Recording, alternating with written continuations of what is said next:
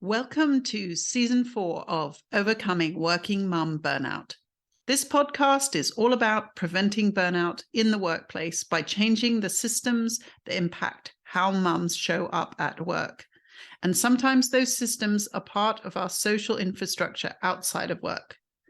In the first 3 seasons of the podcast, I interviewed researchers, DEI and HR experts, coaches, and mental health experts. We talked a lot about individual change, because that is what we think is within our control. But if we stop there, the collective change that we need will not happen. Only 13% of male senior managers spend time in caregiving compared to 52% of female senior managers.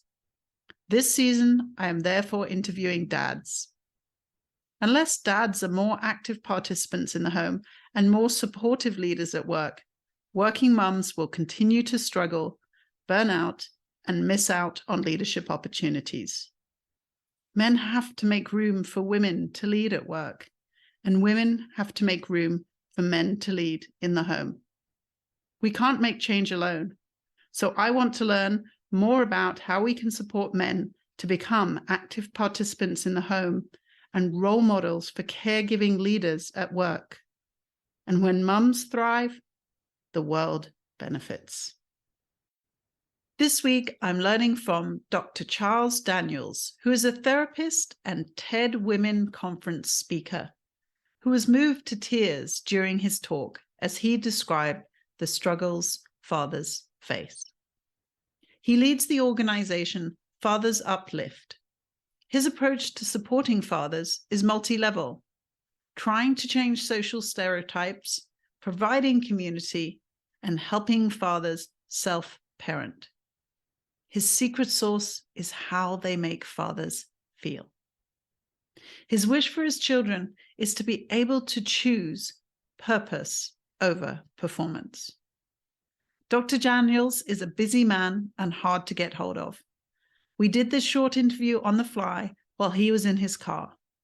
Apologies for any background noises.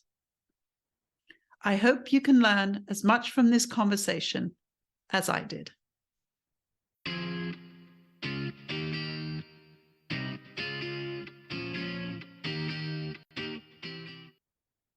My name is Dr. Charles Clayton Daniels Jr. I am the Chief Executive Officer of Fathers Uplift Incorporated. And more importantly, I am the husband of Mrs. Samantha Fields Daniels. I am the proud father of Clayton Charles Daniels and Samaya Grace Daniels in Massachusetts. Thank you so much for that. I love how you phrased all that. It's wonderful. So let's talk a little bit about what role you do play now at work and home, and how did you get there? What was your journey to this place now? Yes, so right now I am founder, Chief Executive Officer of Fathers Uplift Incorporated, where I am mainly responsible for the entire vision of the organization, from thinking about how we scale, continue to do our work nationally, for thinking about the way forward in terms of growth and the type of impact that we would like to produce. I tell people all the time, you want to find your purpose, look at the place in your life that has caused you the most pain. And specifically for me, growing up without my father and a household headed by my mother caused me grave pain. Seeing the kids play at the park with their fathers, and I can tell you one particular instance, one of my friends, his father was helping him put up Christmas lights. And the dad, hey, can I put up Christmas lights with you as well? And he said to me, Charles, I don't have insurance for you, so you can't help. So there's been very subtle moments like that consistently reminded me that my father wasn't in my life. And that led to me just having this my existence and my being, but also not knowing how to navigate shame, embarrassment myself, depression myself, how important it was for fathers like him to have the adequate support. So creating Fathers that was birthed from a place of pain. And I can say that we call that Fathers Up with a generous act of love for fathers like my own, really understanding why they are disengaged and helping them create and implement solutions to stay in their kids' lives when substance use is present, when mental health disorders are present, when homelessness, shame, guilt, embarrassment, When all of those potential barriers are present, we help them overcome them to stay engaged. So that's what I do, and that's how I got there. Thank you so much for that. So let's just dig right in, because that's exactly what I want to hear, is more examples of solutions of how do you help dads who are experiencing this, because you really outlined a very important and prevalent problem. So how are you helping dads? What are the things that shift them into being able to work through that pain and be present? So there's two sides, right, to our work. There's the work where we are essentially teaching society how to embrace fathers, but think about their journey in a different way. For example, I tell people every time I speak to them, I say, you know what? No father dreams of being a deadbeat when they're younger. Like when you think about it, hey, say, imagine a father now when he's a kid talking to his parents, and his parents say, hey, you know, where do you want to be one day? He's going to tell him, hey, I want to be a professional of some sort. But he's not going to say, when I get older, I want to be a deadbeat, absent father. Who dreams and envisions being that to themselves, but also to their children? No one. Creating compassion for fathers that have lost their way is a part of our mission. And we do that by having people think critically about their circumstances, but also about the fact that every father, every parent wants to be the best that they can be. And when they can't, that's something that we have to explore. And when needed, we have to partner with them in becoming that father they've always wanted to become. So that's the other piece. That's society. That's the other side.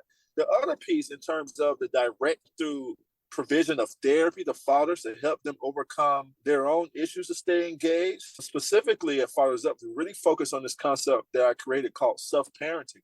Our assumption is that you can't parent another child if you're incapable or you don't know how to parent yourself.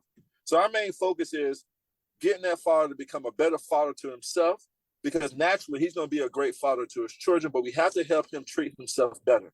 So you have that mental health service lens. And then after that, you have that coaching lens where we are partnering our fathers with coaches and peers to have overcome obstacles similar as the obstacles that they have challenges with. They can become and actually say, I have an example who did it, and if they did it, I can do it too. So really giving them access to motivator, a inspirational person, an example, but also someone that can give them guidance based on their personal experience. So that's the two sides of our work that we are currently engaging in. That's how we help our fathers, through a society lens, but also through a direct lens, community lens. Great. And thank you for that. And I agree, it's important to put both together. My public health approach that I bring to burnout is the same. It's that there are all these layers and we need to address them both. But I also love how you mentioned therapy as one part, but then also moving on to coaching, because I also feel there is a difference there. There's definitely therapy to help us with pain and trauma, but I feel like the coaching also brings so many great tools that we can then use in our day-to-day that can be more helpful. And like you mentioned, role models and inspiration is so key. So I feel like you're touching on all these things that we know from research are also so important to help with these issues. But it's so seldom that service is available. So tell me a little bit about that. How are you making this possible for the dads you serve? It's interesting because funders ask us, and matter of fact, the former head of Massachusetts Department of Health came to our office for a visit, and she spoke to a group of our fathers, and she asked this question that I will remember for the rest of my life. She said, you know what, dads, what makes Fathers Uplift different? So I can tell you prior to the answer that I heard that I thought that the fathers was going to say, hey, you know what, they offer great therapy. I love the resources that they provide me. I thought they was going to say a whole bunch of other things. But what they said really shocked me, but it taught me a very important lesson. One father raised his hand and he said, you know what, I can get therapy anywhere. I can get coaching anywhere. It isn't the service, it's how they make me feel. So when you look at the root of what we do, the foundation of what we do, and the secret sauce, it isn't the service, it's how we make our fathers feel. And that's a piece that we're replicating. That's a piece that we're scaling, right? Because for us, community is very important. And if the fathers feel as if they got community when they're going to therapy, or they have community when they speak to their coach or an ambassador, we've done our job. And community for me is the essence of our being and why we're here. We want every father in America and abroad to feel like they have community. And that's extremely important to me. And when you make sure that the foundation of what you're providing is set in stone, the service will automatically work. So we started at that community mind frame. And to be honest with you, with society, what's portrayed about men and how men should conduct themselves, that presents as a significant barrier. Men should be tough. Men should be strong. Men should hold everybody else's burdens, even when they're incapable and unable to hold their own. So that's what we're constantly dealing with when we're fighting these systemic norms. So we think about why services like Fathers Uplift, specifically for fathers, a comprehensive public health approach for men doesn't exist. It's because systemic norms. We are trying to make compassion for fathers a normal thing. And we also want to make sure that fathers who believe they're not deserving of compassion because they can't provide physically housing, shelter, money, they're not inadequate because they can't live up to society's expectation of a man, which is really embedded and rooted into old, archaic thinking. So for us, we really focus on community. We really focus on making sure that fathers know that they're deserving, regardless of what they're capable or incapable of doing. And that's, for us, is the secret sauce, making them feel like I'm special, regardless of what society say I should be. That's so important. And I really appreciate that, because I agree, we do have this messaging that doesn't help. It doesn't help mothers to be these superheroes, and it doesn't help when we portray dads as like incapable caregivers. So I agree, we do need changes at all these different levels to support the family unit to thrive and be healthy. We have this mental health epidemic in children. And so again, where is that resulting from in terms of the stress that parents are going through? I agree. It comes at so many levels. So tell me a little bit more about your own journey to becoming an advocate, because I know lots of people want to advocate more and want to become advocates, but that in itself can be such a challenging role and can also lead to burnout, because again, we know that our passions don't prevent us from overworking. So tell me a little bit more about what skills that you put into being an advocate and how you manage your own burnout. Yeah, for me specifically, I find myself taking the position of being a lifelong learner. And that means that there is no way that I will get to a place where I can't be taught or I can't learn anything else. When you take that approach, you allow yourselves to continuously be surprised, to continuously learn, but also continuously be amazed by how much people can teach you through their own experiences. So for me, open learning mind frame. And I think a part of that learning mind frame is the notion that you don't have to know it all to be successful. It's okay to say, I don't know. It's okay to say, can you teach me? Can you help me with this? So for me, that's where I start in every situation. And I think also it counters this whole toxic masculinity approach, the thinking that I have to know everything, I have to be perfect. No, that's not where I stand. So I keep that open learning mind frame. I can also say, in terms of burnout, still learning with that. The work is so hard when you're an advocate that there will be moments where you burn out. But to be able to acknowledge when you are, for me, I found is very important, because I'd rather be burnt out and know that I'm burnt out and I'm able to add language to it, as opposed to be burnt out and afraid to tell people that I am burnt out and that I need help. When I'm in that position, the latter position, right, I will not be able to continue to manage burnout. The reality is the work gets hard. It's going to happen, but I have to be humble enough to acknowledge when I'm there and lean on the people that love and care for me when I need it the most. My therapist, right, which I recommend that every therapist needs a therapist. That's just my personal opinion. I have one. I have a community. What we give fathers is what I try to have for myself. So when it's time for me to support a father and activating his community and connecting him to community, I'm doing it from a place of being genuine. I'm not preaching what I'm not practicing. Making sure that if I'm going to preach it, I'm going to practice it. Making sure that I have community. Making sure that I'm humble enough to acknowledge my shortcomings and when I am burnt out. And also making sure that I'm not afraid to ask for help when I need it, because we all need help. No man is an island. It keeps me in the position to maintain my sanity and to get the support that I'm deserving of when I need it the most. So those are a few things that I do specifically for myself But the journey of becoming an advocate is extremely difficult, especially when you're proximal to the problem. Growing up in a household without my father, experiencing my own mental health symptoms, you can only imagine how difficult it is to maintain a sense of being in sanity when you're so close to the problem. So a lot of these things I have to utilize strictly, because if I don't, I can fall victim to my purpose. And so I think that's another conversation, but I want to close this part of the question by sharing a quote that a CEO of a Fortune 500 company told me one day. I was so burned out. He said, Charles, we were overlooking the beach in Los Angeles, California, and we were at a retreat, and he was mentoring me. And I was sharing with him of how I'm just so exhausted, burnt out, and how the mission is really pulling me down. And he said, you know what, Charles, you have to remember that you're only a participant in a purpose that's greater than you. You're not the purpose. You're participating in a purpose that's larger than you. So all of those things I just shared is a participatory mind frame of being an advocate. There isn't pressure when you're participating. Pressure becomes when you think you have to harness everything by yourself and do everything by yourself. And I know when I get in that point, I am no good to anyone and I'm no good to myself. But when I remain a participant, I can continue to affect change. So that's the mind frame that I try to stay in when I'm doing anything, when I'm advocating for anybody or I'm talking about anything. That's what I want to do. I want to participate. I don't want to be the end all be all. I love that. Thank you so much. The lifelong learning and being a participant in your purpose, not a victim of it. That is fantastic. Thank you for all that great advice. You mentioned they're a CEO, so I want to transition a little bit to thinking about other organizations and particularly workplaces. Do you have advice for leaders and organizations, what they can do to help dads more?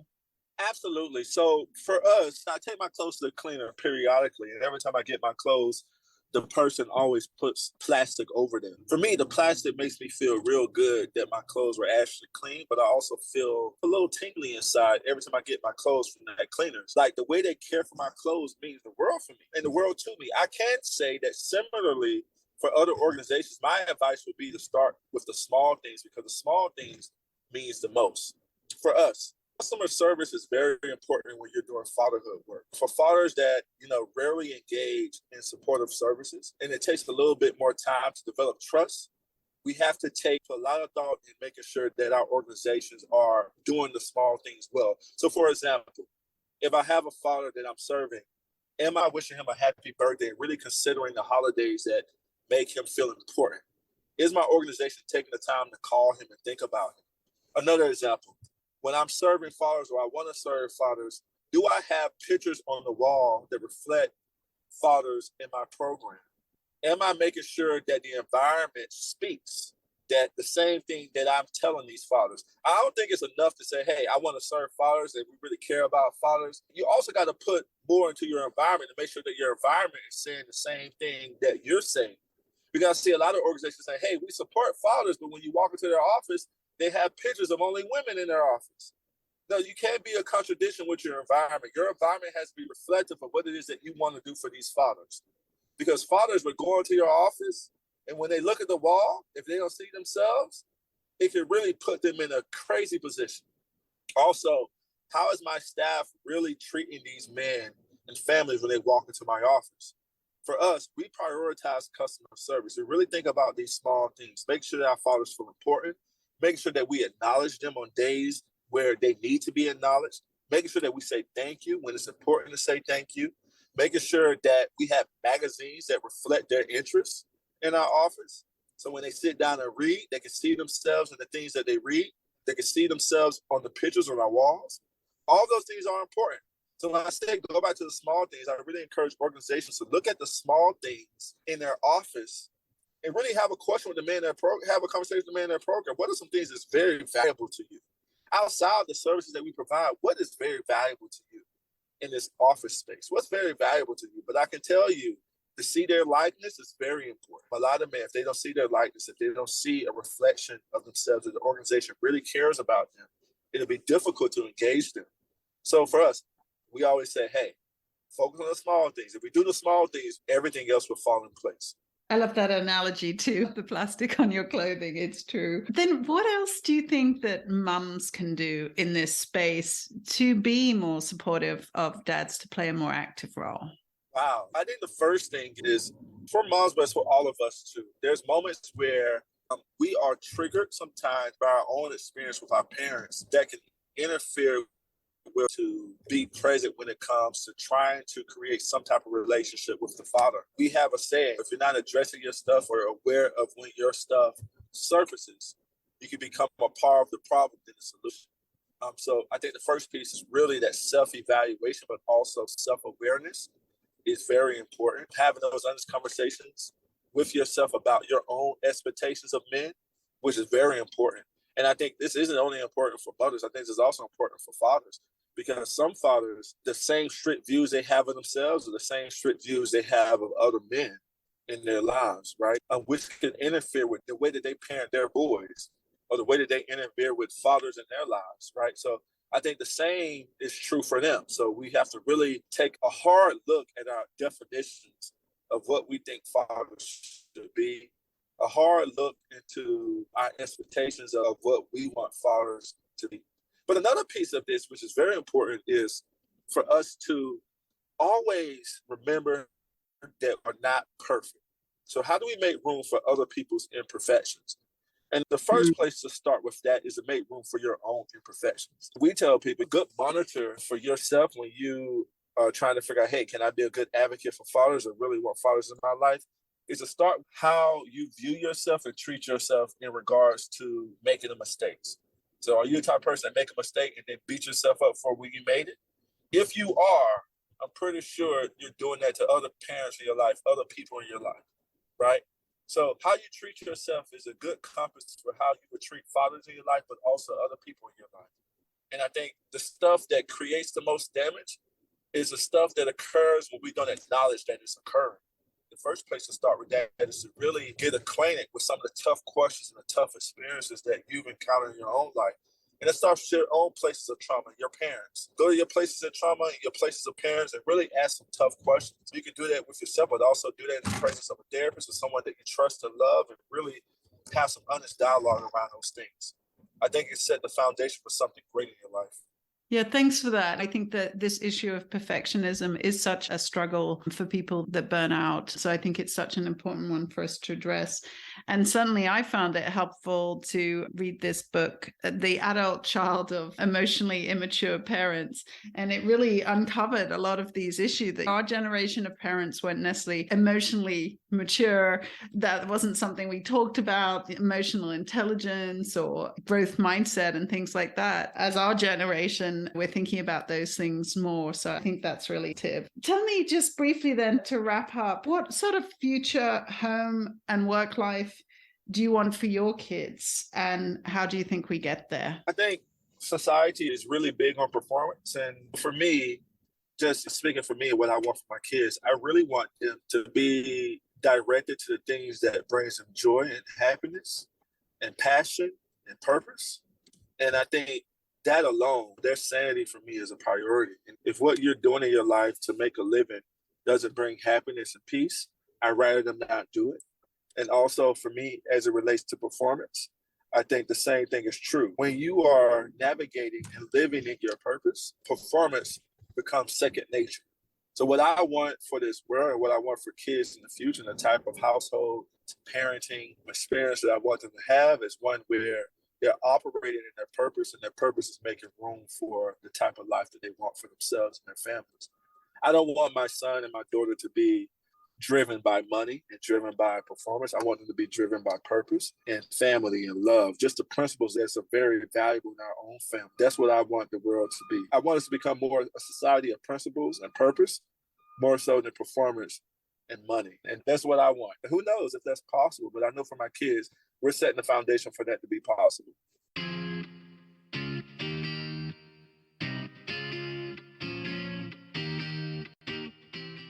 Thanks so much for listening today. Don't forget to check out my website, www.drjacquelinekerr.com, for your free guides to prevent burnout. Would you like to join a cohort of women like yourself who want to disrupt the status quo but are facing constant barriers and, like you, are beginning to wonder whether your approach will even gain traction. Have you experienced the supportive environment of executive group coaching, knowing you're not alone and learning from others' mistakes and strategies, but you want to have more concrete goals and measures of progress? In conjunction with my leadership training, I'm facilitating small groups of women executives in peer learning collaboratives. This is a scientific process that is used in medicine when important new recommendations need to be put into practice and there's likely to be pushback. Peer learning collaboratives leverage the supportive environment of group coaching, but with more targeted goals, greater accountability, and a quality improvement process that measures impact through learning cycles.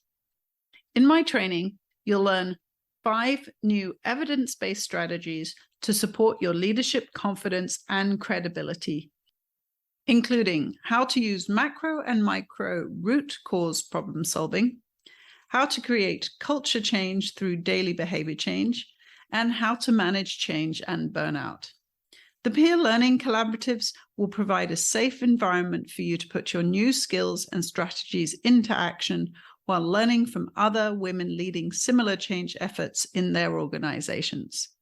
As you face barriers, we will problem solve together, empowering you to use adaptive experimental processes to help you build more resilient and informed solutions. A peer learning collaborative has 3 phases. In the co-design phase, members are brought together from diverse areas to establish buy-in and shared ownership.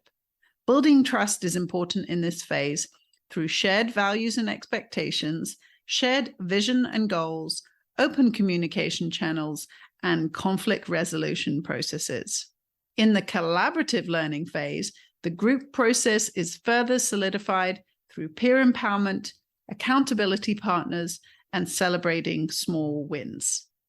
The experimental process then starts with needs assessments, behavior targets, logic modeling, and plan, do, study, act cycles. In the adaptation and scale phase, lessons from the learning phase are translated into best practice guidelines and operational toolkits. Case studies are shared, and champions are empowered to promote the findings and benefits to other units. How often do you find that you're trying to prevent the fires that men love to put out? You're spoiling their quick fixes and save-the-day hero-based approaches. Instead, you can see the forest and the trees. You want to disrupt the status quo with more collaborative, adaptable, long-term approaches that change how and why we work, bringing in flexibility and greater purpose. Yet your ideas are dismissed, and the systems remain stuck, perpetuating bias and burnout. My training will give you the confidence and credibility to lead through change, manage change, and leverage change for transformational change. It will show you that your intuitive, gendered intelligence is supported by tried and tested scientific frameworks, and it will provide you with more processes and tools to leverage that knowledge for greater impact and social good, based in public health science, behavior change science, and implementation science. Never before have we been through a global pandemic, racial reckoning, mental health epidemic, or great resignation. With a recession looming, post-pandemic stress levels are likely to remain high and resources low. Reports from Deloitte, Microsoft, Adecco, and Modern Health show that employees are dissatisfied with the current fix-the-person solutions and want to see transformational change in the organization itself. The need to lead with impact and provide return on investment is greater than ever, in more uncertain, challenging, and complex times than ever. During these times of monumental change, there have been few guiding frameworks for leaders. There are not yet evidence-based solutions to these new, emerging, and urgent problems. So it's even more essential to use evidence-based processes to manage change. My behavior science tools will enable you to embrace complexity, lead through change, and manage the overwhelm. I want to help women leaders with a new playbook for compassionate and competent leadership in times of change and complexity, with evidence-based frameworks and strategies for moving beyond the status quo and leading the workforce of the future. When you join a peer learning collaborative, you'll gain confidence, camaraderie, and compassion for the challenges you face. We will use scientific tools and processes to guide our progress, use behavior change strategies to keep us on track, and key indicators of change to evaluate our impact. Over a 12-week period, you'll set goals for the changes you want to see in your organization. You'll operationalize them as behaviors. You'll prepare your organization for change by creating a safe learning and growth culture. You'll roll out and measure what is working and why, and develop ways to overcome barriers to change. You'll share your progress and challenges with the other executive women in your cohort so they can benefit from your experience, so they can provide support and ideas for solutions, and so that together you can exponentially grow your learning, leveraging each other's adaptations and innovations to similar problems. The training and cohorts will be available in 2023. In the meantime, I have created a free masterclass to introduce you to the 5 key strategies, because change can be scary and you still might be uncertain about what it takes.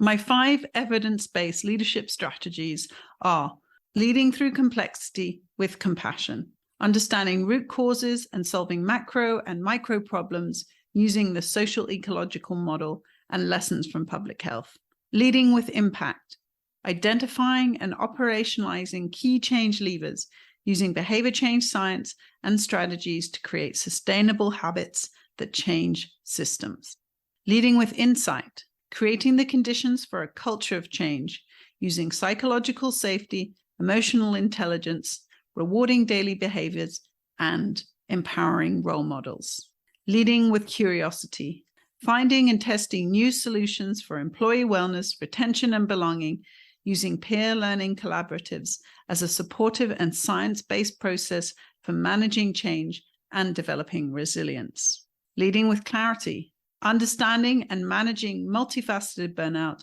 so you and those you lead can thrive through change using multi-level burnout solutions. If you're ready to start on a new leadership journey, I look forward to guiding you through this in my online course and supporting you in a peer learning collaborative. Please direct message me to get access to the free masterclass or sign up for the 2023 start.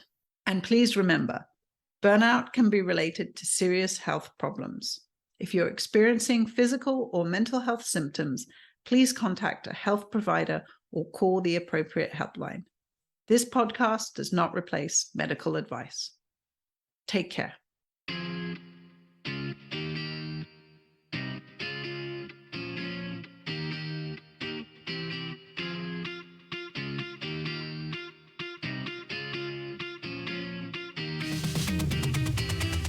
Take control, you're a